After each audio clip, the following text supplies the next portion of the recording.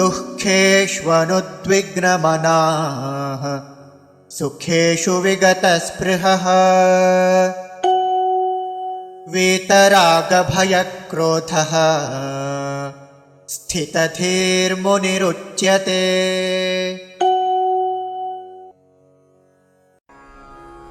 दुःखेषु अनुविघ्नमनाः सुखेषु विगतस्पृहः वीतरागभयक्रोधः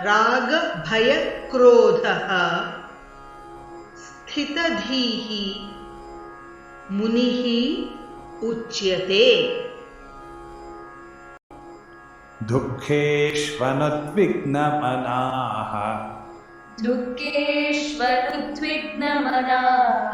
सुखेषु विगतस्पृहः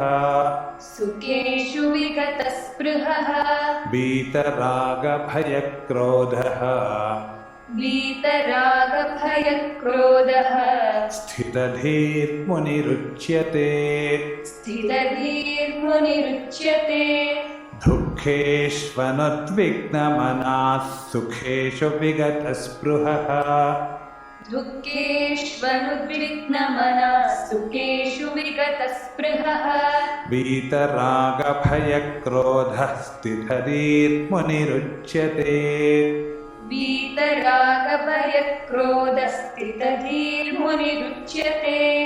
दुःखेष्वनुद्विग्नमनाः सुखेषु विगतस्पृहः वीतरागभयक्रोधः स्थितधीर्मुनिरुच्यते।